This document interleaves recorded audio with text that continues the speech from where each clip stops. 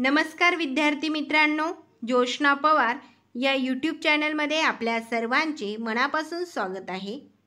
आज आपण इयत्ता 10वीच्या वर्गाची इतिहास व राज्यशास्त्र या विषयाची 2022 या वर्षाची बोर्ड प्रश्नपत्रिका उत्तरांसहित अभ्यासणार आहोत। हा जो पेपर आहे तो 1 एप्रिल 2022 रोजी झालेला आहे।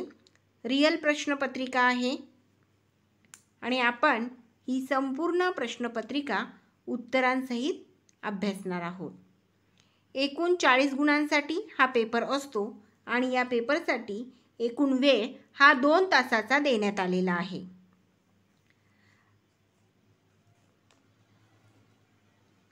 त्या अगोदर काही सूचना दिलेल्या आहेत, त्या सूचना आपण लक्षपूर्वक वाचन करायचे आहे।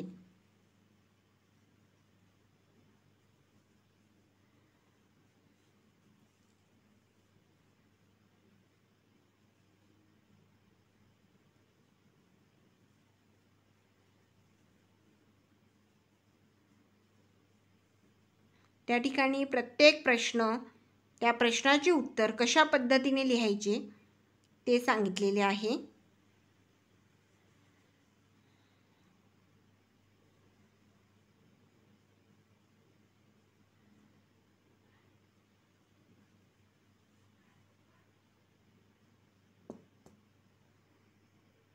प्रश्न पहिला अ, दिलेल्या पर्यायांपैकी योग्य पर्याय निवडून विधाने पूर्ण करा। एकूण 3 गुणांसाठी हा प्रश्न आहे। चला तर मग 1, भारतातील पहिले इंग्रजी वर्तमानपत्र टिंबटिंब यांनी सुरू केले। या ठिकाणी तुम्हाला 4 ऑप्शन दिलेले आहेत आणि जे योग्य पर्याय आहे तो आहे अ, जेम्स ऑगस्टस हिकी।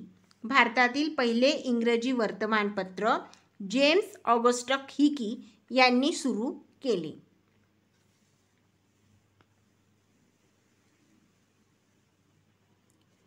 दुसरा प्रश्न,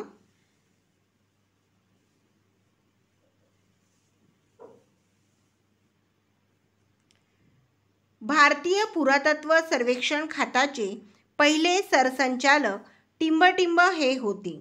या ठिकाणी देखील 4 ऑप्शन दिलेले आहेत, त्यापैकी अ पर्याय हा बरोबर आहे। भारतीय पुरातत्व सर्वेक्षण खात्याचे पहिले सरसंचालक अलेक्झांडर कनिंगहॅम हे होते।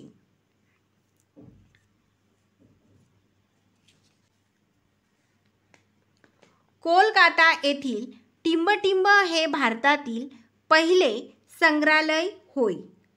उत्तर आहे भारतीय संग्रहालय, ड पर्याय बरोबर आहे। कोलकाता येथील भारतीय संग्रहालय हे भारतातील पहिले संग्रहालय होय।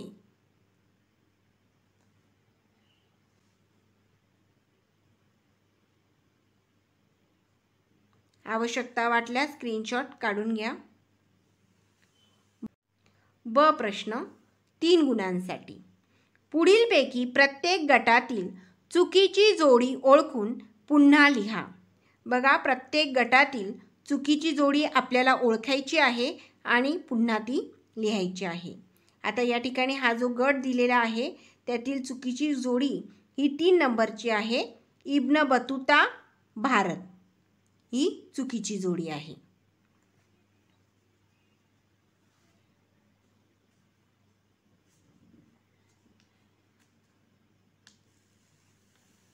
दुसरा प्रश्न पुन्हा दुसऱ्या प्रश्नामधला सुद्धा आपल्याला चुकीची जोडी ओळखायची आहे। या ठिकाणी जी चुकीची जोडी आहे ती 4 क्रमांकाची आहे। आट्यापाट्या बैठे खेळ ही चुकीची जोडी आहे।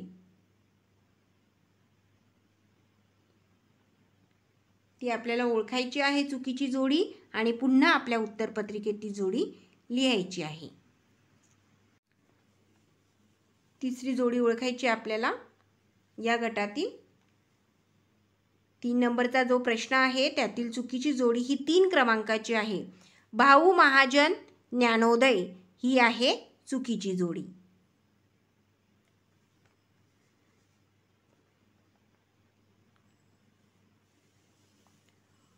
पुढचा पहा प्रश्न. प्रश्न क्रमांक 2 अ. दिलेल्या सूचनेनुसार कृती करा. कोणतेही 2 4 गुणांसाठी. कोणतेही 2 प्रश्न आपल्याला पूर्ण करायचे आहेत 4 गुणांसाठी, म्हणजे प्रत्येक प्रश्नाला 2 गुण. बघा प्रश्न क्रमांक 1. इतिहास विषयाशी संबंधित कोशांच्या संदर्भातील पुढील कालरेषा पूर्ण करा.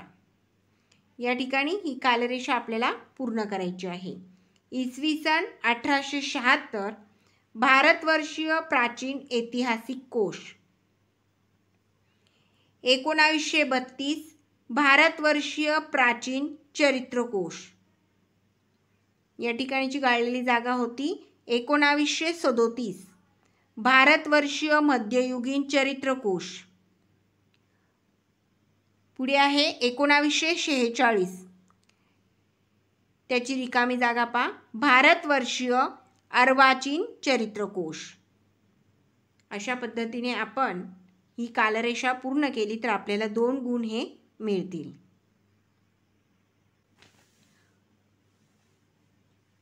पुढचा प्रश्न पहा. पुढील संकल्पनाचित्र पूर्ण करा. या ठिकाणी विदेशी मैदानी खेळ विचारलेले आहेत. 4 खेळ आपल्याला त्या ठिकाणी लिहून हे संकल्पनाचित्र पूर्ण करायचे आहेत, तर आपल्याला 2 गुण हे मिळतील. आता विदेशी मैदानी खेळमध्ये फुटबॉल, क्रिकेट, टेबल टेनिस आणि हॉकी या पद्धतीने संकल्पनाचित्र पूर्ण करायचं आहे.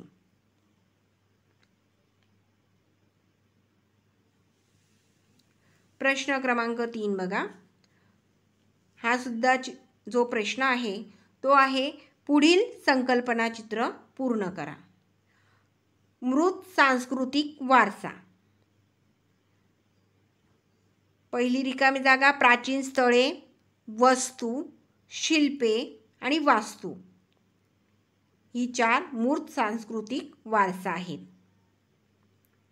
प्राचीन स्थळे, वस्तू, शिल्पे, वास्तू.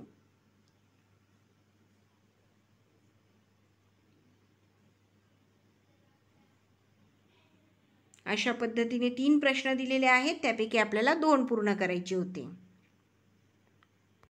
ब. थोडक्यात टिपा लिहा कोणत्याही 2 4 गुणांसाठी.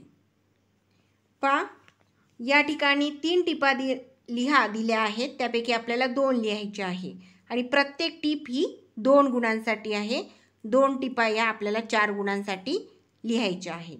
बघा पहिली टीप आहे वंचितांचा इतिहास. या ठिकाणी टीप दिलेली आहे. उत्तर. ज्या इतिहास लेखनाची सुरुवात समाजाच्या तळाशी असलेल्या सर्वसामान्य लोकांच्या स्तरापासून केली जाते, अशा लोकांच्या इतिहासाला वंचितांचा इतिहास असे म्हटले जाते.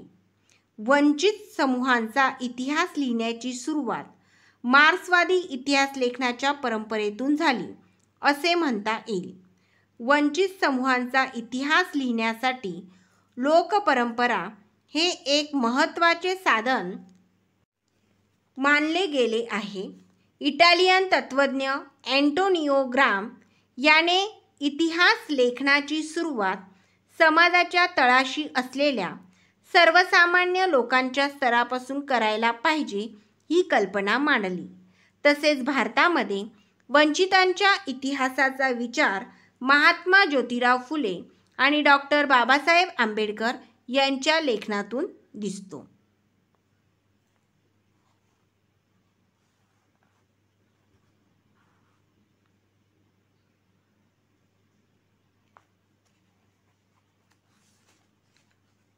दुसरी टिपा व्हॉल्टेअर.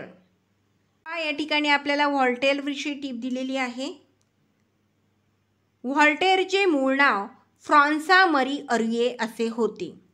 व्हॉल्टेअर या फ्रेंच तत्त्वज्ञाने इतिहास लेखनासाठी केवळ वस्तुनिष्ठ सत्य आणि घटनांचा कालक्रम एवढ्यावरच लक्ष केंद्रित न करता तत्कालीन समाजाच्या परंपरा, व्यापार, आर्थिक व्यवस्था, शेती इत्यादी गोष्टींचा विचार करणे आवश्यक आहे हा विचार मांडला.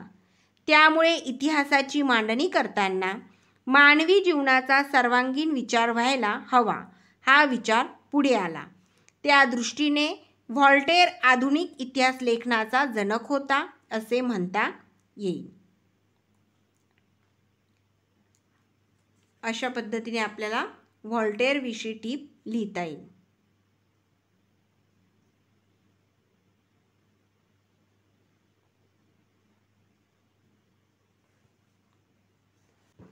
लू संग्रहालय.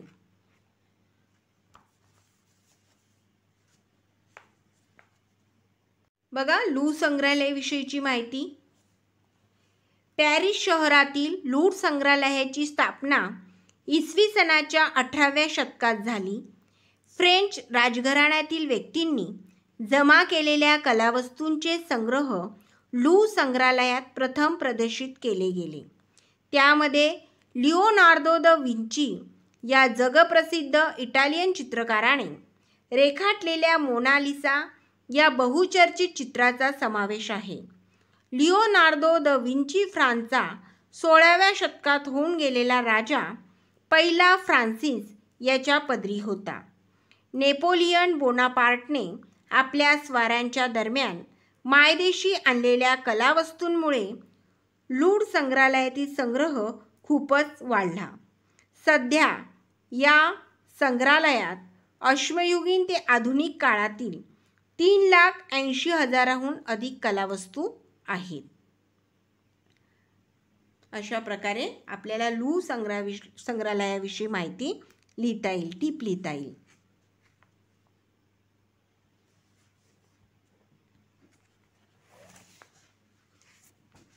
तीन विचारले होते, 3पैकी 2 टिपा आपल्याला लिहायच्या आहेत, पण आपण या ठिकाणी 3ही टिपांचा अभ्यास केला.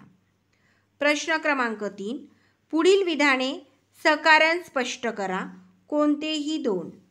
या ठिकाणी 4 सकारण आपल्याला स्पष्ट करायला दिलेले आहेत, पण त्यापैकी आपण 2 विधानांचे सकारण स्पष्ट करणार आहोत एकूण 4 गुणांसाठी. म्हणजे प्रत्येक प्रश्नाला आहेत 2 गुण. पहिला प्रश्न पहा.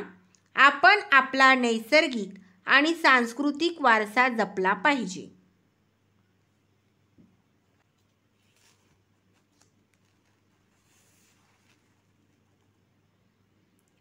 कारण नैसर्गिक आणि सांस्कृतिक वारशामुळे आपल्याला सामाजिक प्रेरणा आणि स्फूर्ती मिळते.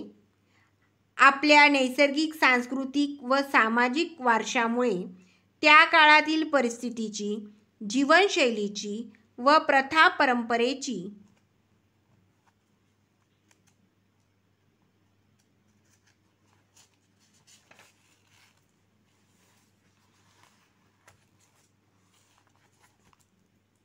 ओळख पटते. नैसर्गिक आणि सांस्कृतिक वारसा हा आपल्याला लाभलेला अनमोल ठेवा आहे. म्हणून आपण आपला नैसर्गिक आणि सांस्कृतिक वारसा जपला पाहिजे.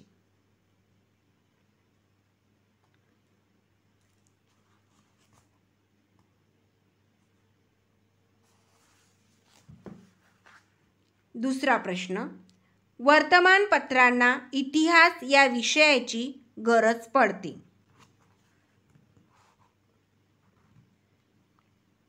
कारण वर्तमानपत्रात छापलेल्या एखाद्या बातमीचा सविस्तर आढावा घेताना भूतकाळात तशाच स्वरूपाची एखादी घटना इतरत्र घडली असल्यास वर्तमानपत्रे त्या बातमीमध्ये चौकट देऊन छापतात. तेव्हा वाचकाला अतिरिक्त माहिती मिळते आणि घटनेच्या मुळापर्यंत जाता येते. वर्तमानपत्रांमधील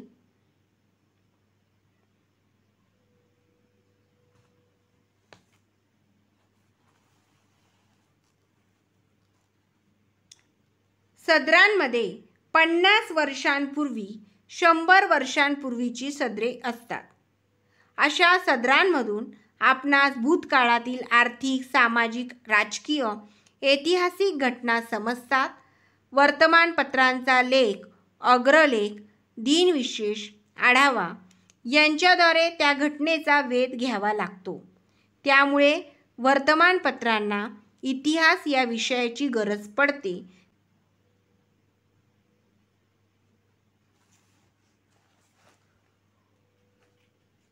प्रश्न क्रमांक 3. खेळण्यांद्वारे इतिहासावर प्रकाश पडतो. कारण महाराष्ट्रात दिवाळीत किल्ले करण्याची मोठी परंपरा आहे. या मातीच्या किल्ल्यांवर छत्रपती शिवाजी महाराज आणि त्यांचे सहकारी यांच्या प्रतिमा ठेवतात. महाराष्ट्रातील किल्ल्यांच्या साह्याने घडलेल्या इतिहासाला उजाळा देण्याचाच हा एक प्रकार आहे. इटलीतील पॉम्पेई शहराच्या उत्खननात एक भारतीय हस्तिदंती बाहुली सापडली. ती पहिल्या शतकातील असावी असा इतिहासकारांचा अंदाज आहे. त्यावरून भारत आणि रोम यांच्यातील परस्पर संबंधाबद्दल अनुमान करता येते. खेळण्यांमुळे आपल्याला त्या काळातील धार्मिक व सांस्कृतिक परंपरा समजतात. त्यामुळे खेळण्यांद्वारे इतिहासावर प्रकाश पडतो.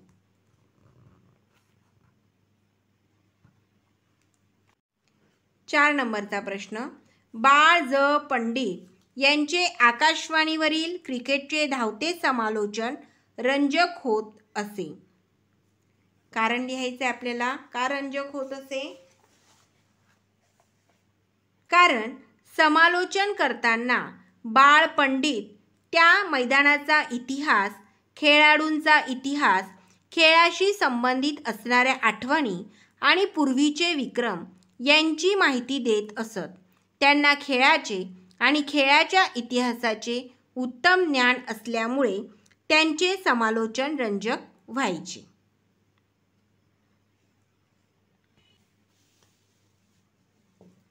या ठिकाणी प्रश्न 4 बघा. दिलेल्या उताराचे वाचन करून त्याखालील प्रश्नांची उत्तरे लिहा. बघा, सोहगौडा ताम्रपट हा जो उतारा दिलेला आहे त्या उताराचे आपल्याला वाचन करायचे आहे आणि विचारलेल्या प्रश्नांची उत्तरे लिहायची आहेत.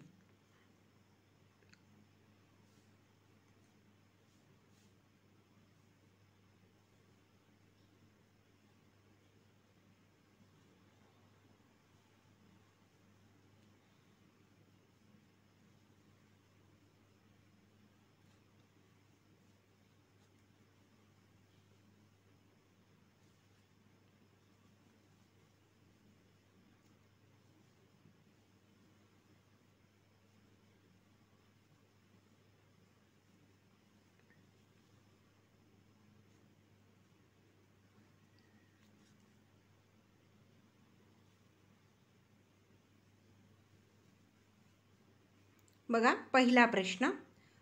सोहगौडा ताम्रपट कोठे सापडला? उत्तर. सोहगौडा ताम्रपट सोहगौडा जिल्हा गोरखपूर, उत्तर प्रदेश येथे सापडला.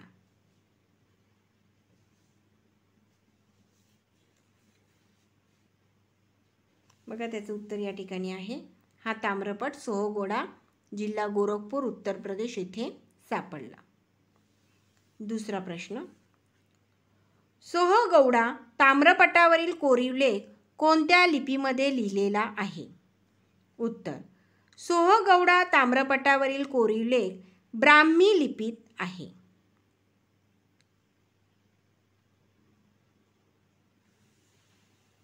बघा, या ठिकाणी लिहिलेला आहे. उतारामध्येच उत्तर आहेत. ताम्रपटावरील कोरीव लेख ब्राह्मी लिपीत आहे. तिसरा प्रश्न. सोहगौडा ताम्रपटाचे इतिहासाचे साधन म्हणून महत्त्व स्पष्ट करा. उत्तर. हा ताम्रपट इतिहासाचे महत्त्वाचे साधन आहे. दुष्काळजन्य परिस्थितीचे निवारण करण्यासाठी काय काळजी घ्यावी हा संदेश या ताम्रपटातून प्राप्त होतो.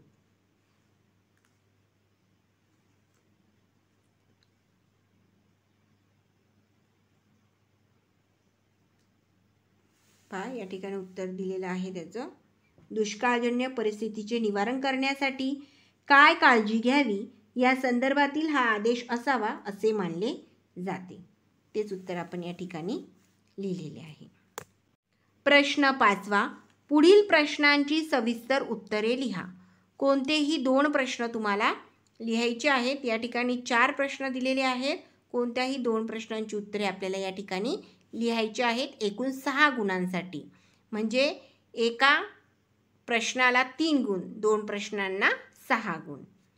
पहिला प्रश्न, उपयोजित इतिहासाचा वर्तमान काळाशी कसा सहसंबंध असतो? इतिहासाद्वारे भूतकाळातील घटनांसंबंधीचे ज्ञान प्राप्त होते.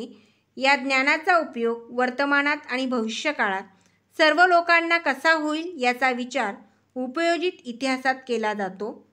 उपयोजित इतिहासाचा वर्तमान काळाशी पुढीलप्रमाणे सहसंबंध असतो. तुम्ही सुद्धा बोर्डची जी उत्तरपत्रिका आहे किंवा इतर कोणतीही उत्तरपत्रिका असेल तर त्यामध्ये अशा पॉईंटनुसारच उत्तरे लिहायची आहेत. 1. भूतकाळातील घटनांच्या आधारावरच मानव वर्तमानकाळील वाटचाल निश्चित करतो. 2. आपल्या पूर्वजांचे कर्तृत्व, त्यांचा वारसा याबद्दल त्याच्या मनात कुतूहल आणि आत्मीयता असते. या वारशाचा इतिहास, पूर्वजांनी निर्मिलेल्या कलाकृती, परंपरा यांचे ज्ञान उपयोजित इतिहासाच्या अभ्यासाने वर्तमानातील मानवाला मिळते. उपयोजित इतिहासाच्या आधारे या मृत आणि अमूर्त वारशाचे जतन करता येते. 3. उपयोजित इतिहासाद्वारे वर्तमानातील सामाजिक आव्हानांवर उपाययोजना करणे शक्य होते. वर्तमानातील समस्यांची सोडवणूक करता येते. सामाजिक उपयुक्ततेचे निर्णय घेणे शक्य होते. 4. उपयोजित इतिहासाच्या अभ्यासाच्या आधारे वर्तमान काळाचे यथायोग्य आकलन आणि भविष्य काळासाठी दिशादर्शन होते. अशा प्रकारे उपयोजित इतिहासाचा वर्तमान काळाशी सहसंबंध असतो.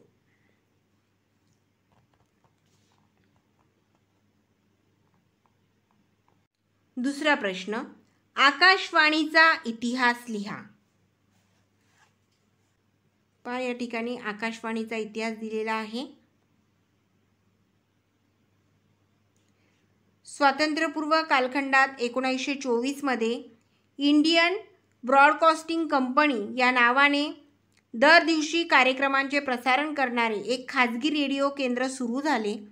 नंतर ब्रिटिश सरकारने याच कंपनीचे Indian state broadcasting services ISBS असे नामकरण केले. 8 जून 1936 रोजी या कंपनीचे नामकरण ऑल इंडिया रेडिओ असे झाले. भारत स्वतंत्र झाल्यावर AIR भारत सरकारच्या माहिती व प्रसारण खात्याचा एक भाग झाले. शासकीय कार्यक्रम व उपक्रमांची माहिती देणारे अधिकृत केंद्र असे याचे सुरुवातीला स्वरूप होते. ख्यातनाम कवी पंडित नरेंद्र शर्मा यांच्या सूचनेनुसार आकाशवाणी हे नाव दिले गेले. आकाशवाणीतर्फे विविध मनोरंजनपर, प्रबोधनपर व साहित्यिक मूल्य असणारे कार्यक्रम सादर केले जातात. त्याचप्रमाणे शेतकरी, कामगार, युवक आणि स्त्रिया यांच्यासाठी विशेष कार्यक्रम प्रसारित केले जातात. विविध भारती या लोकप्रिय रेडिओ सेवेद्वारे 24 भाषा आणि 146 बोलीभाषांमध्ये कार्यक्रम सुरू झाले. अलीकडच्या काळात खाजगी रेडिओ सेवा सुरू झाल्या आहेत. उदाहरणार्थ रेडिओ मिर्ची.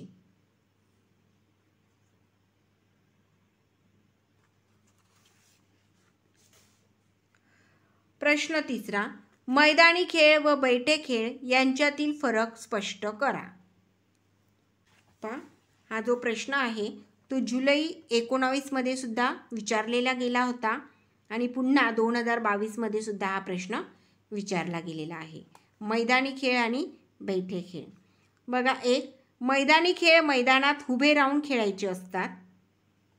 बैठे खेळ बसून खेळावे लागतात व ते घरात, मोकळ्या जागेत, पारावर कोठेही खेळता येतात. 2, मैदानी खेळांसाठी कसरतीची व कौशल्याची अधिक गरज असते. बैठे खेळात तुलनेने कमी कसरतीची व कौशल्याची गरज असते. 3, मैदानी खेळांना शारीरिक क्षमतेची, शक्तीची गरज असते. बैठे खेळांना शारीरिक क्षमतेची, शक्तीची गरज नसते. 4, मैदानी खेळामध्ये बघा शक्ती अधिक खर्च झाल्याने या खेळात थकवा लवकर येतो. बेटे खेळामध्ये शक्तीची गरज नसल्याने या खेळामध्ये थकवा लवकर येत नाही. 5. मैदानी खेळात थरारकता रोमांच असतो, आनंदही अधिक मिळतो. बेटे खेळात थरारकता नसते, रोमांच नसल्याने आनंद कमी मिळतो. अशा पद्धतीने मैदानी आणि बेटे खेळामध्ये फरक लिहायचा आहे. 4था प्रश्न. पर्यटन आणि आतिथ्य क्षेत्रात इतिहासाच्या विद्यार्थ्यांना कोणत्या व्यावसायिक संधी उपलब्ध आहेत?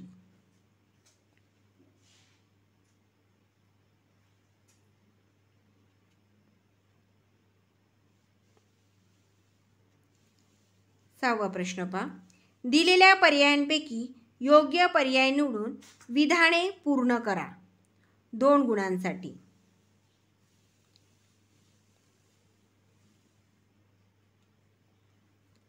1. लोकशाहीचा गाभा म्हणजे. या ठिकाणी 4 पर्याय दिलेले आहे. योग्य पर्याय आहे ब. सत्तेचे विकेंद्रीकरण. लोकशाहीचा गाभा म्हणजे सत्तेचे विकेंद्रीकरण. दुसरी रिकामी जागा बघा. स्वातंत्र्यपूर्व काळात ओडिशातील टिंबटिंब या आदिवासी जमातीने ब्रिटिशांविरुद्ध उठाव केला. 4 पर्याय दिलेले आहेत. योग्य पर्याय आहे ब. गोंड. स्वातंत्र्यपूर्व काळात ओडिशातील गोंड या आदिवासी जमातीने ब्रिटिशांविरुद्ध उठाव केला. ब्रिटिशांविरोधात उठाव केला. प्रश्न 7वा बघा. पुढील विधाने चूक की बरोबर ते सकारण स्पष्ट करा. कोणतेही 2 4 गुणांसाठी आहे. चूक आहे की बरोबर आहे ते सकारण स्पष्ट करायचं आहे. पहिला प्रश्न. न्यायालयाच्या विविध विषयांवरील निर्णयातून भारतातील राजकीय प्रक्रिया परिपक्व होण्यास मदत झाली आहे. उत्तर आहे बरोबर. 2. एखाद्या घटक राज्यात केव्हा व किती टप्प्यात निवडणुका घ्यायच्या हे राज्य स्तरावर ठरवते. हे विधान चुकीचं आहे. का चुकीचं आहे? 1. निवडणूक आयोगाची जबाबदारी. 2. राज्य सरकारवर टाकल्यास पक्षपात होईल. 3. संविधानाने स्वतंत्र निवडणूक आयोगाची स्थापना केली.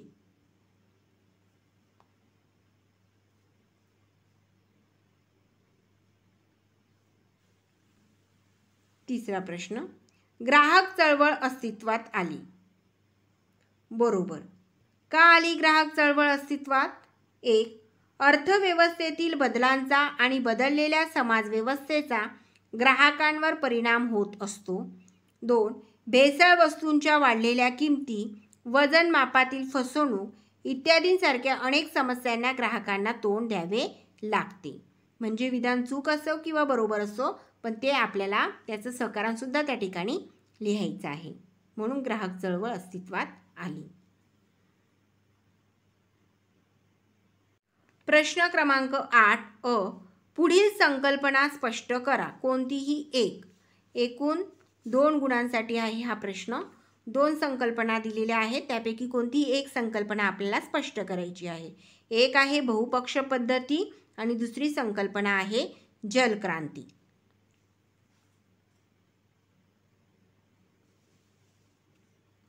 ब. दिलेल्या सूचनेनुसार कृती करा. कोणतीही एक. 2 गुणांसाठी. या ठिकाणी 2 सूचना दिलेल्या आहेत. त्यानुसार आपल्याला कृती करायची आहे. त्यापैकी आपल्याला एकच लिहायची आहे. 1. पुढील ओघ तक्ता पूर्ण करा. निवडणूक प्रक्रियेचा हा ओघ तक्ता आहे. मतदारसंघाची निर्मिती आणि पुढे तो ओघ तक्ता आपल्याला पूर्ण करायचा आहे. मतदार याद्या निश्चिती, उमेदवारांकडून नामांकन पत्र व छाननी, निवडणूक प्रचार, प्रत्यक्ष मतदान, नंतर आहे मतमोजणी. अशा पद्धतीने हा ओघ तक्ता जर आपण पूर्ण केला तर आपल्याला 2 गुण हे मिळतील. या पद्धतीने हा ओघदत्ता पूर्ण करायचा आहे. आणि त्याला और दुसरा प्रश्न आहे. दिलेला आकृतिबंध पूर्ण करा. महाराष्ट्रातील प्रादेशिक पक्ष आणि त्याचे हे आकृतिबंध पूर्ण करायचं आहे. कोणते आहेत प्रादेशिक पक्ष? शेतकरी कामगार पक्ष, महाराष्ट्र नवनिर्माण सेना, समाजवादी पक्ष, शिवसेना. अशा पद्धतीने हा आकृतिबंध जर तयार केला तर तुम्हाला 2 गुण हे या ठिकाणी मिळतील. 9वा प्रश्न. पुढील प्रश्नाचे थोडक्यात उत्तरे लिहा. कोणतेही एक. 2 प्रश्न दिलेले आहेत. कोणताही एक प्रश्न आपल्याला 2 गुणांसाठी लिहायचा आहे. प्रश्न क्रमांक 1. न्यायालयाने दिलेल्या कोणकोणत्या निर्णयांमुळे महिलांच्या सन्मान व प्रतिष्ठेची जपणूक झालेली आहे? उत्तर. वडिलांच्या व पतीच्या संपत्तीत महिलांना समान वाटा, हुंडा, प्रतिबंधक कायदा, लैंगिक अत्याचारापासून संरक्षण देणारा कायदा, घरगुती हिंसाचार प्रतिबंधक कायदा, मूलभूत हक्क अशा न्यायालयाने दिलेल्या काही महत्त्वपूर्ण निर्णयांमुळे महिलांचे स्वातंत्र्य जपण्यास आणि स्वतःचा विकास साधण्यास अनुकूल वातावरण निर्माण केले. राज्यकारभारात महिलांचा सहभाग वाढावा म्हणून राखीव जागा देण्यात आल्या आहेत. तसेच मातृत्व रजा, सरकारी नोकरीत आरक्षित जागा यासारख्या न्यायालयाने दिलेल्या निर्णयामुळे महिलांच्या सन्मान व प्रतिष्ठेची जपणूक झालेली आहे. दुसरा प्रश्न. चळवळीला खंबीर नेतृत्वाची गरज का असते?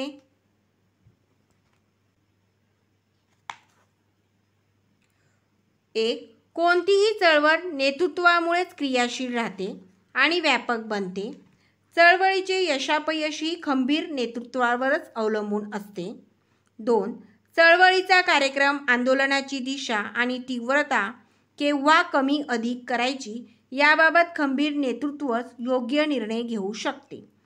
3. खंबीर नेतृत्वच लोकांपर्यंत पोहोचून जनाधार मिळवू शकते व चळवळीची परिणामकारकता वाढवू शकते. म्हणून चळवळीला खंबीर नेतृत्वाची गरज असते.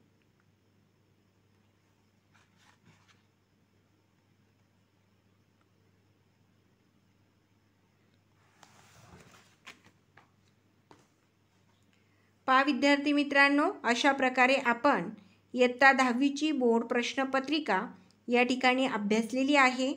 व्हिडिओ आवडला असेल तर व्हिडिओला लाईक करा, चॅनलला सबस्क्राईब करा. थँक्यू.